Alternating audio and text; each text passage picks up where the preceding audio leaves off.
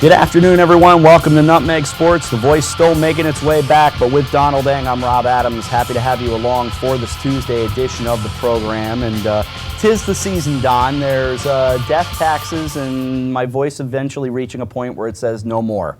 Well, you know what it is? I think it wasn't so much the duration of the event, it was the volume at which we all had to speak to hear ourselves speak. Because even though it was 3.5 hours, not really a lot of talking in all that time, but the talking that was required was, shall we say, energetic. Yes, had to be very energetic over the music that was almost over our right shoulders. You know, we were that close to it. It was like being at a concert. Yeah, this being, of course, the cheerleading event from last Saturday. But, you know, well done by everybody involved. But, yeah, between that and then track and field last Thursday, and, you know, kind of grateful for the lack of a basketball doubleheader for my pipes. But we're hanging in there. So good to be back with you today. And, you know, we've got basketball doubleheader on Thursday, so we will air some interviews that ran back during the FCAC tour. We will talk with both girls basketball teams from Fairfield Ward and Fairfield Ludlow today with that doubleheader coming up on Thursday. Friday, we go to Wilton High School for McMahon and Wilton in basketball, boys basketball. And then Saturday, the FCAC Wrestling Championships. Hoping you're going to jump back on one of these games. Well, you know, I've heard a lot of good things about the wrestling broadcast, because as I was saying with Mike Suppy the other day, a big wrestling fan himself, is that people will jump on, you know, and they will watch if it's a school that they're a fan of. They'll watch some various sports. But when we do wrestling broadcasts, it seems like that fans of wrestling will just tune in and watch the matches. So that's always fun. Yeah, and Bill Bloxham will be with me on Saturday, and believe me, he's great. He is. I was very impressed when I heard him analyze. Tremendous, really a great job by Bill. So I look forward to working with him again on it. And, you know, it's more of a thing for me as traditionally a play-by-play guy, where all I have to do is kind of say, next up on the mat is Gendron and Eng, and I just kind of turn my mic off and sit back and let Bill do the rest. I mean, it's really impressive. Yeah, I mean, he sees things that none of us see, and he also sees like 10 seconds ahead when something's going to happen. So that's you know, it's really fun to be next to someone that knowledgeable about something that they're that knowledgeable about. It's a lot of fun. 3 notes worth bringing up where high school and sports meet the real world, unfortunately, and I don't know what's going on, but there have been some threats made today around the area, threats made at both Stamford and West Haven high schools in one form or another this afternoon.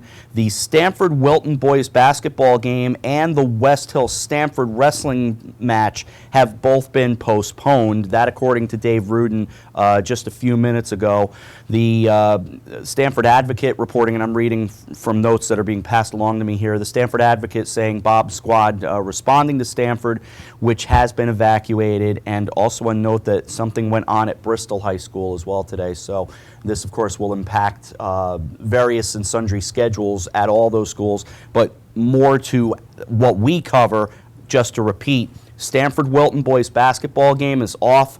West Hill-Stamford wrestling is also off. So games that they will have to deal with.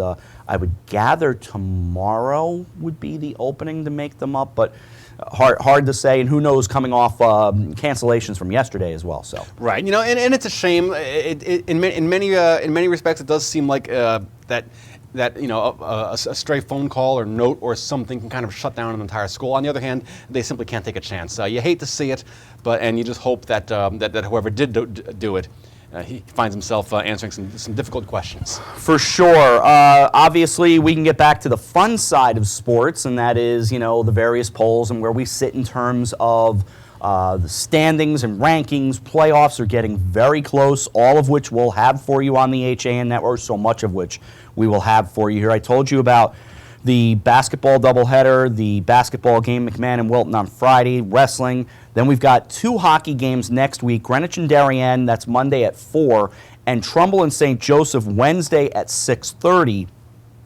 And then after that, the schedule reads almost entirely the same. No 2 teams, just says FCAC either semifinal, quarterfinal, championship. Lot to do. Girls basketball on the 23rd. Girls ice hockey on the 24th, both doubleheaders. The 25th will be the FCAC Girls Basketball Championship. The 27th will be a triple header. Hopefully the voice is fine by then. Girls FCAC Hockey Championship, boys FCAC quarterfinal games in ice hockey, and then right on through. But there's a lot coming up. Go check the schedule. That's what I'm telling you. That's what I was going to say. Check the schedule. You even got me looking at the computer saying, wait, where are we going to be? But yeah, it's a fun time to be a sports fan. You get all these sports that are coming down. They all end at the same time, essentially. So all these teams hit the playoffs at the same time. And it's one of those. It's one of those times where, like, even if you're at a game, you're constantly checking Twitter to see who else is winning and who's going where. So it's fun. It is. It's really fun, and that leads us into talking about all these rankings. Where do you want to go first?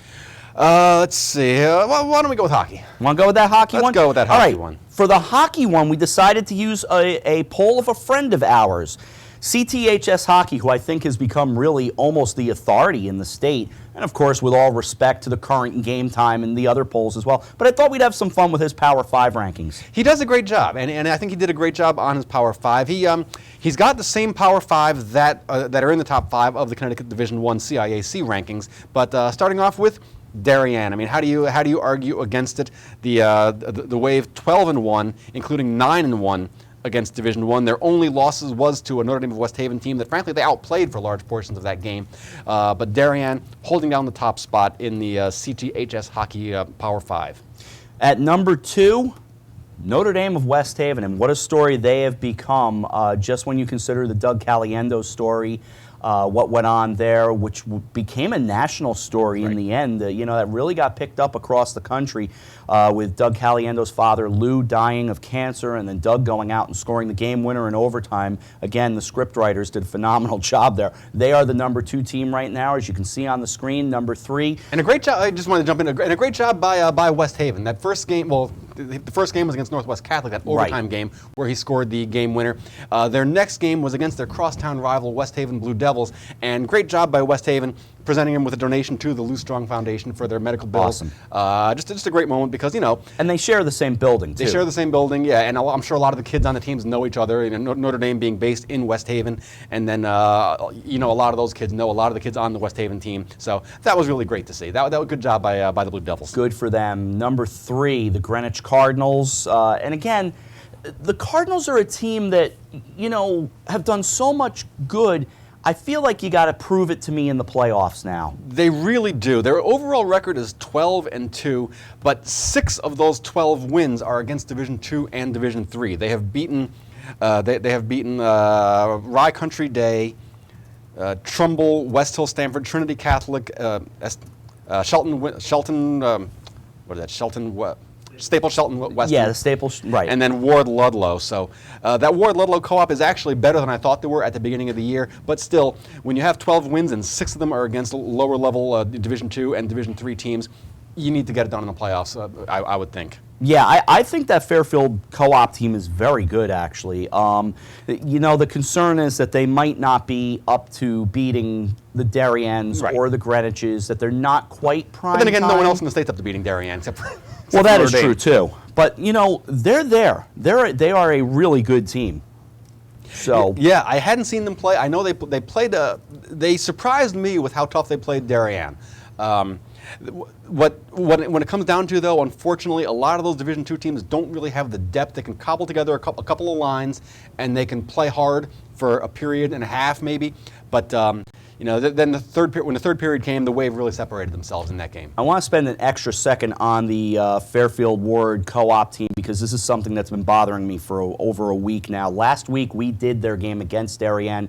The roster, as it was printed up, had a former head coach listed on it. Their athletic director, Seth Fry, got some calls on it. He came and talked to me about it. I saw him off the air the other night at the track and field championships. He obviously was, frustrated that the wrong name was on the roster. I was disappointed that we didn't flush that out. So I just want to give credit where credit's due to Tom Roche for coaching that team as well as he has. We'll see them, I'm quite sure, in the playoffs. But, as someone who was dedicated myself to doing these games and trying to do them the right way, little things like that gnaw at me. So I just wanted to get that off my chest. Let's get back to hockey and talk about the rest of this top 5. Team in the CTHS hockey rankings is Xavier. Xavier is actually the number 1 team in the state Division I hockey standings as far as the point totals go. Xavier with a record of 11-4, including 10 wins against Division I competition. Their losses are to the aforementioned Greenwich, Notre Dame, West Haven, New Canaan, and Fairfield Prep just the other week. So Xavier holds down the number 4 spot in the rankings. And Northwest Catholic right there at number 5 in Division I, and a team that, because they're a little out of our region, we don't really get a sense of how good they are. The other 4 we know pretty well, even though we haven't seen Xavier in person this year. I've wanted to see the Falcons. We just haven't gotten there. And in part, I want to see the Falcons because they play in one of the nicest arenas that you'll go cover high school hockey in, and that is up at Wesleyan University. Up in Middletown. Yes. Which is a really nice little town, by the way. It is Never very been to charming. I really like Middletown. It's got a neat little downtown. It just it's a nice. It's a nice community. Northwest Catholic, I'm guilty of this myself. I kind of had them underrated. In my opinion, they really gained more in their overtime loss to Notre Dame. They lost in overtime to an inspired Notre Dame team by, obviously by 1 goal. Northwest Catholic 10-2 on the season, 6-2 against Division I competition, 4-0 against Division II. Their losses to Simsbury and the aforementioned Notre Dame, and they appear to have. I'm just looking at their schedule.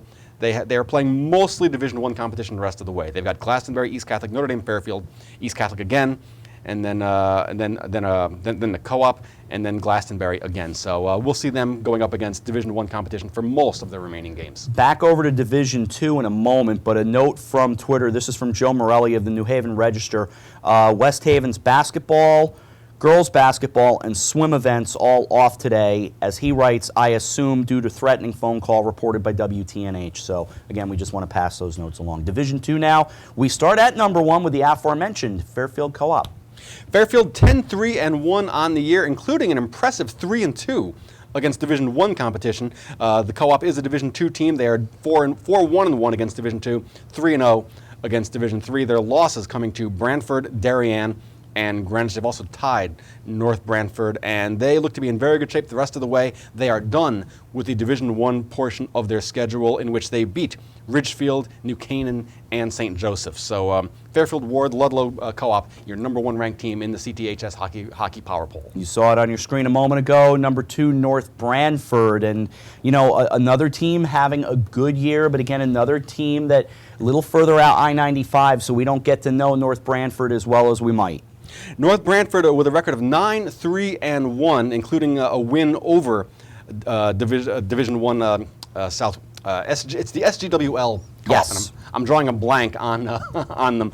1-0 against Division I, 7-3-1 against Division II, and then they also have a win over Division III, New Fairfield Immaculate. Their losses coming to South Windsor, Cheshire, and Guilford. At number 3 is Conard. I'm proud of myself for even knowing how to. For years, I didn't know how to say Conard. I thought it was Canard. Most people say Canard. Yeah. I think Canard is the cruise ship line. Conard is the Conard is the ship. And I'm getting Suffield, Granby, Windsor Locks. Yes, Division there you I go. Co-op. I was going to help you out with that one. Go ahead. Thank you very much, You're Eric welcome. Gendron, on the other side of the camera. There you go. So we have Conard. They are 500 teams, 6-6-2, but all 6 losses to Division I competition. They have lost to Northwest Catholic, Glastonbury, Simsbury, Xavier, Suffield, Granby, Windsor Locks, and Northwest Catholic. So Conard, a 6-6-2 record, but very deceptive. All 6 losses to Division I competition. You mentioned SGWL, South Windsor, Granby, that whole stretch up there. How about South Windsor? So take your ride up I-91, and that's where you'll find the number 4 team. Also a very good hockey team up there. Cheshire rounding out the top 5.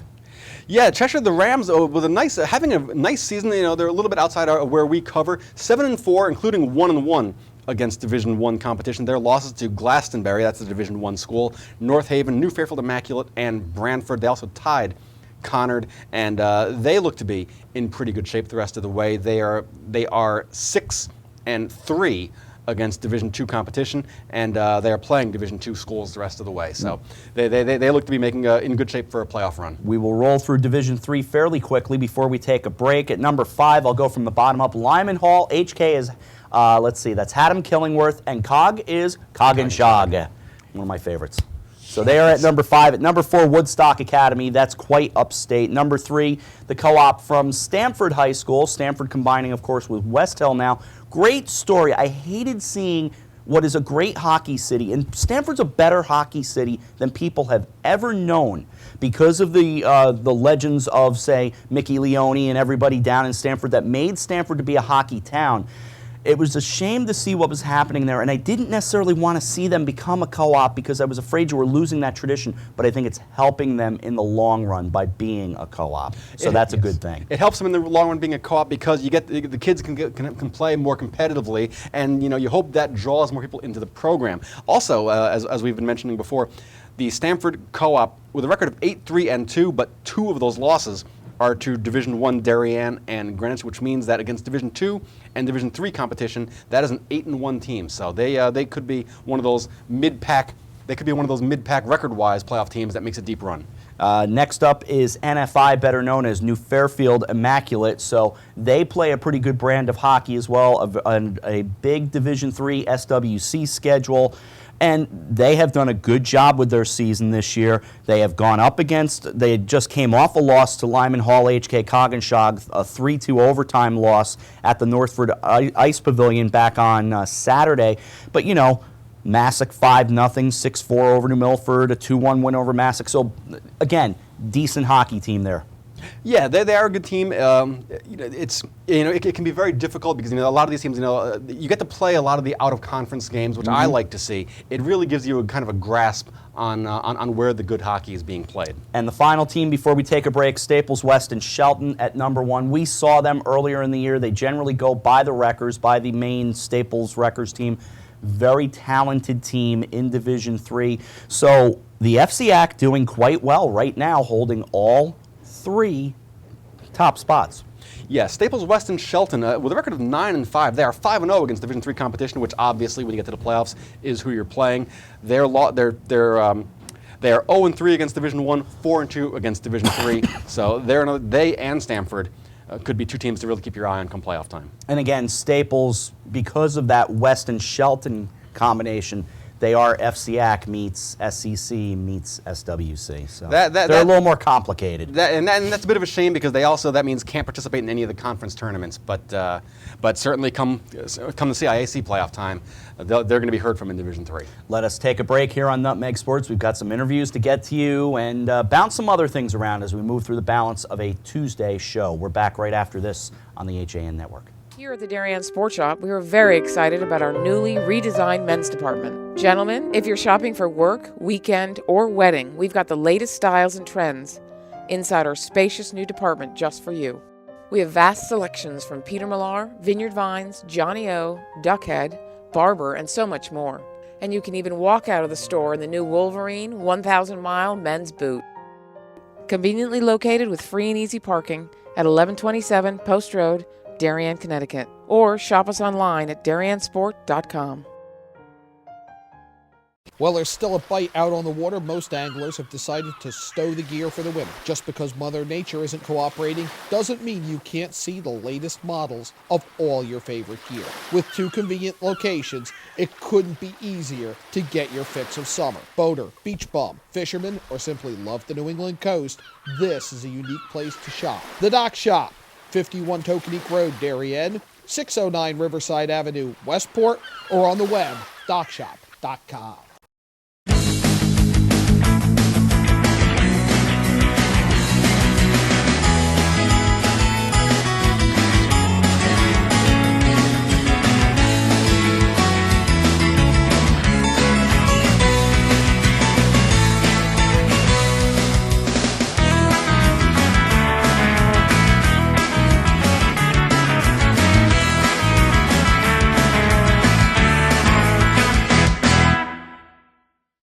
I'm Kate Chaplinsky. Join us for Coffee Break, weekdays at 11 to get the latest Connecticut news, weather, high school sports, and more.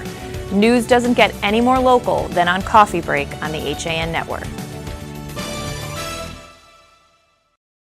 You are watching the HAN Network, and you're not alone. Nearly 500,000 viewers enjoyed our broadcasts in the first 5 months.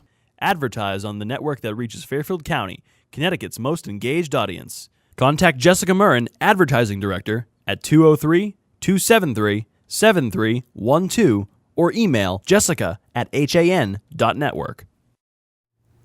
Back with you on Nutmeg Sports on a Tuesday edition here on the HAN Network with Donald Eng. I'm Rob Adams, and a couple of interviews we're going to get to now. This takes us back to the beginning of the winter schedule, but from our FCAC tour, and believe it or not, we're not that far away from the now spring version of that tour, so get ready for that. 17 schools and the whole thing, lots of interviews to be done.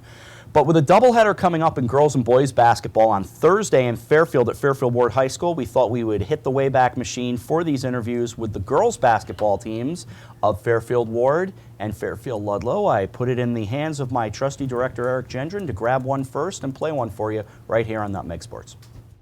Time to talk with the girls basketball team at Fairfield Ward High School with Bill Bloxham. I'm Rob Adams. We'll let everybody say hello, and then we'll chat with them. We'll start right here with the head coach. Dave Danko, head coach. Layla Markovic. Sarah Cotto. Coach, what kind of a team do you think you have coming into this year? We have a very experienced team. If we stay healthy, a veteran team, girls that committed themselves to basketball over the summer, the weight room, everything. We're very deep, and again, if we stay healthy, we could go far and achieve our goals that we're trying to set out for. I've heard a lot of that same kind of talk as I've moved throughout the FCAC. I've heard people tell me about Ridgefield and Greenwich, obviously, from the FCAC championship last year, but I hear a lot of good things about Ward. Why? What's going to make this team special? Definitely our experience. We have a lot of returning varsity players, including 4 returning starters, and I think that our experience will take us really far in the season. All right, Bill. Sarah, how Coach Danko just mentioned it, but how important is what you guys do in the off season in terms of not only team chemistry, but I mean improving in your skills? Well, in the off season, our whole team gets along very well. So in the off season, we all still keep in touch. We play summer league and fall league, and everyone tries to come to all the games. If you can't, it's okay. But we try to encourage people to show up, and we keep in touch. We do workouts sometimes, and yeah.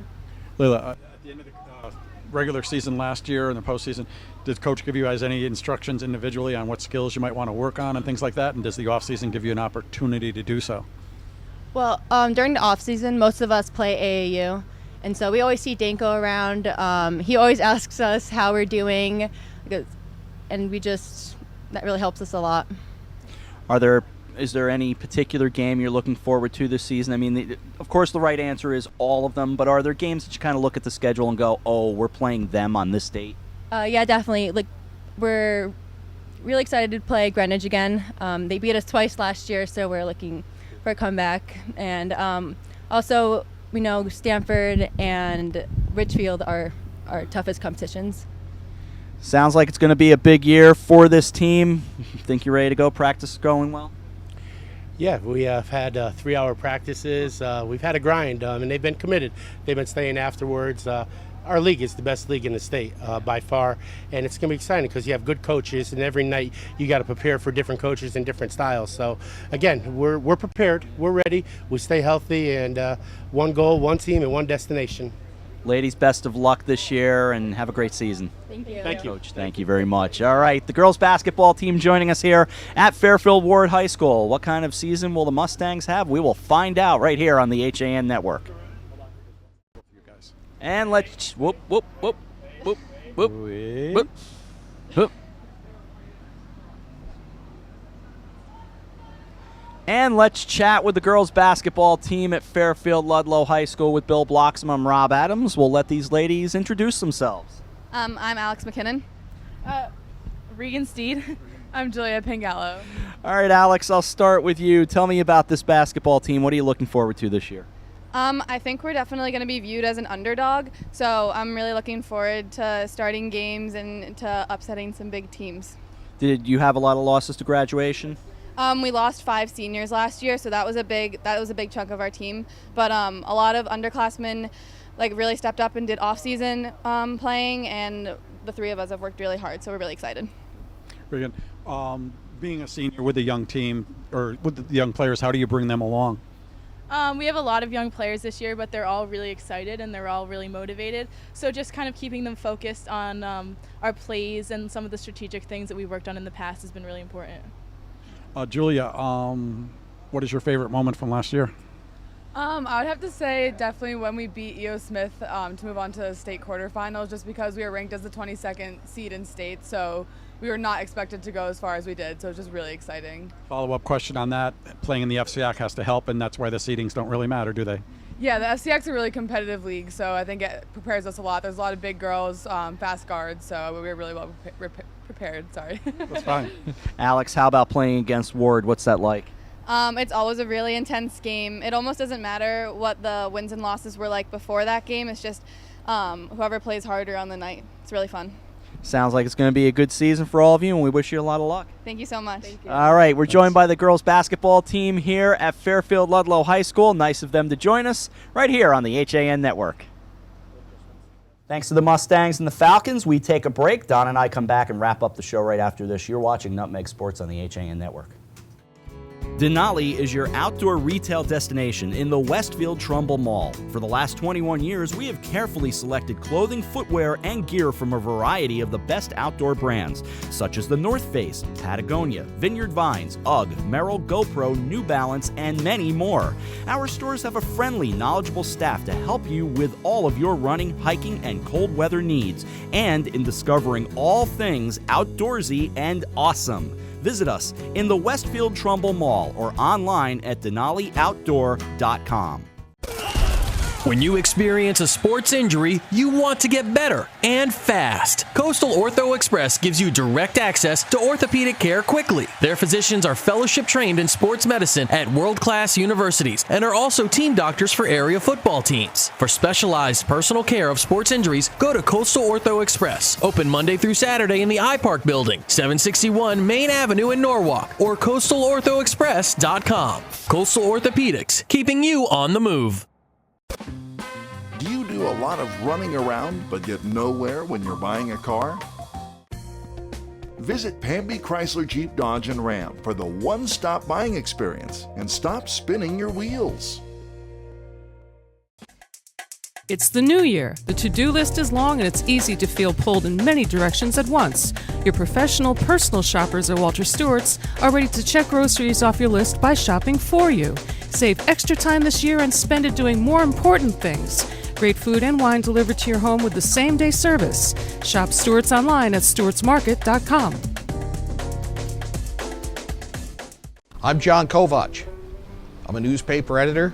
I'm a high school football coach. I'm a television presenter, and I want you to love fishing as much as I do. Tune into Yankee Fisherman, Thursdays at 1 on the HAN Network. It's like going to the tackle shop without leaving your office. All right, so from that one of those random off-the-air conversations, great trivia question. The left fielder the night Henry Aaron hits his 715th home run, and Henry Aaron had just turned 82 last week, was... I hope the camera's not on me because I've got no clue. Billy Buckner. Oh, you know what? I should have gotten that. Bill Buckner off I should have gotten that. Yeah. Ever listen to Vin Scully's call? Buckner goes back to the fence. It is gone. This, by the way, is the last year of Vin. And wait, wasn't it what? It was a bullpen catcher that caught the ball. It was Tom House. Yeah, he went on to become. I don't think he was a pitcher. I think he was he a pitcher? I thought he was a bullpen catcher that became a pitching coach, but I don't think he himself was a pitcher. Maybe he was. I don't know. Yeah, Tom House. Tom House caught the ball in the bullpen that night, April 8th, 1974. You know, I feel kind of like the coach in Revenge of the Nerds because like we promised we'd break down boys and girls basketball and we totally forgot to do it. Well, we ran out of time. It's more so and we're just enjoying a little time here. But by the way, 10 seconds on your thoughts because I haven't talked to you. Your thoughts from the Super Bowl. Oh, what a tough game to watch. I mean, is there a record for personal fouls? The other thing is the personal foul they called on the late hit was blatantly not a late hit, and I did not think Kotchery caught the ball. I didn't think Kotchery caught. I was surprised when the lead did. I initially thought he caught it. Then I saw it more closely, and you could see. For me, I could see where the nose of the ball came out. Right, and I was surprised when the officiating judge there said that he thought it was going to be overturned because I never thought it was a catch, not for a moment. And then I kind of thought it was something that I was doing wrong because everyone was saying it was going to be overturned, and then it wasn't. So no, it really wasn't. So I didn't think it was a catch. I thought overall, Coldplay, as I predicted, was terrible. They were bad. Beyonce did not save it, and I have more pointed thoughts when it comes to Beyonce, but I'll leave it at that. I'm not going to genuflect at Bruno Mars like most people do, and I'm not genuflecting. I thought he was good, though. I mean, he was good. I wouldn't genuflect at him, but he saved the halftime performance. And I'm sorry, and this was a first guess at the time. I was not all over the Lady Gaga national anthem. No, I thought she did a good job. I thought she made it more about her. But that's, again, conversations for another time. And I will say this, and while this is national, I am going to say this as we get ready to wrap up the show. I have no problem with Cam Newton's on-field behavior or off-field behavior. He is, to me, a role model in a lot of ways. He gives footballs when he scores to kids. Right. That's awesome. He is a great talent. I don't mind the Superman thing. If I'm not going to mind the discount double check of Aaron Rodgers, I'm not going to mind this. So I don't mind all that stuff. He doesn't do the Chad Ochocinco stuff. And look, you want guys to not do that? Stop them. Stop them from scoring. Here's my problem with Cam Newton. You've learned how to win. You've shown kids how to win. The other night, you got your head handed to you. You sit in front of the media, you take your medicine, you answer the dopey questions, handle it politely, get out of there. If you're a role model on the one side to kids, you be a role model on the other side and show them how to lose. I was going to say, he might not know. Well, that team wasn't that good for a while. Now all of a sudden they're great, and they'll be back. Keep telling yourself that, man. You'll be back. You're going to lose to the Steelers next year, but you'll be back. So that's my only take. Otherwise, I don't have a big problem with Cam Newton. I think he's fine. I don't have a problem with him either. His on-field antics. What does he do? He plays the game with enthusiasm and joy, and he gives the ball and he gives footballs to kids. I'm not going to kill him for that. He could have done a better job in front of the media, but you can say that about a lot of players. You can say that about a lot of players. You know, go get the football when it's on the ground and stuff. You know that. When the ball's loose, go get it. Yeah, that's weird. And look, Ron Rivera didn't have a great Super Bowl either. That's all that it comes down to. So with all that said, congrats to Steve Coulter, who is our Trumbull Times editor and, of course, the host of Arts and Leisure, and a big Denver Broncos fan, who I remember watching how depressed he was after the 43-8 shellacking 2 years ago. Yeah, and, would it have been fun to watch him mope around the office again for a week? Yeah, probably. But, all right. He felt good for me finally seeing the Kansas City Royals win a World Series, so I kind of owe it to him to congratulate him. I was going to say, we've all been that guy in the office in one form or another, so none of us can say we're perfect when it comes to our teams winning, despite the way they may think they're perfect when their team comes to their teams winning. So anyway, congratulations to the Broncos, and that's that. On to 51, see you in Houston next year, and goodbye football, on comes baseball, and for us, hockey, basketball, wrestling, and more. Always an adventure.